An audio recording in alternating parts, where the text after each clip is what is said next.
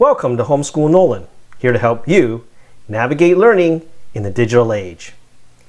The big news in college admissions this past week was, of course, that the U.S. Supreme Court struck down college affirmative action programs, saying that admitting students on the basis of race is unconstitutional. Now, the topic of affirmative action has sparked a heated debate from both sides. After the ruling, I saw this headline from the Los Angeles Times, quote, "We are really worried. What do colleges do after affirmative action ruling?" And I saw this more heated headline from Substack. Harvard and Dartmouth promise to keep discriminating on the basis of race. Clearly, the debate over affirmative action isn't going away. And in this video, I would like to argue that regardless of your background and which side you're on, this ruling will actually have little, if any, effect on your life. And if you're a parent or student aiming to get into an elite college, then the last thing you should do is worry about affirmative action. First of all, affirmative action is an issue with only a small number of colleges out there. There are currently over 3,500 colleges and universities in the United States. Now, out of those, only about 50 or 60 of them, or less than 2%, are considered highly selective, meaning they accept only about 33% or less.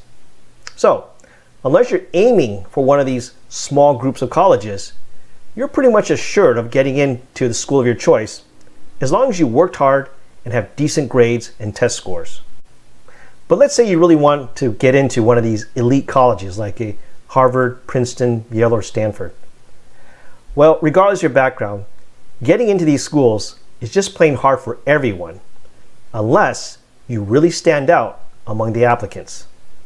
I know, I've seen the statistics that show how Asian students with a certain high GPA and test scores have a statistically smaller chance of getting into Harvard versus non-Asian students with the same grades and test scores. I don't deny that systemic racism probably exists in the process. But Harvard and other schools have already publicly stated that they remain committed to building what they consider diverse and inclusive student bodies, even after the Supreme Court ruling.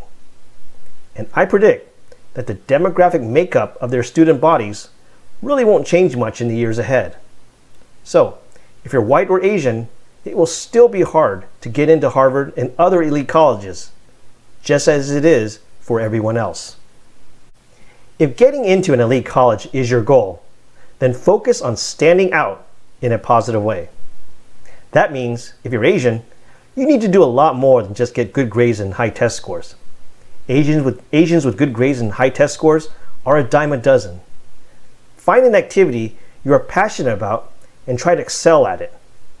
I guarantee that if you're a state champion in math or in some sport like swimming, your odds of getting into an Ivy League are much better. But most of us, of course, by definition, can't be elite.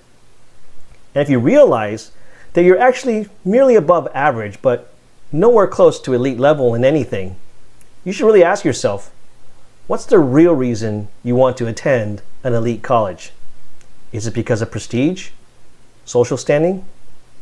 Take it from me, as someone who graduated from Princeton, the prestige can feel nice sometimes, but you will find in life that there are many paths to a happy, successful, and fulfilling life. And graduating from a top college is just one of them.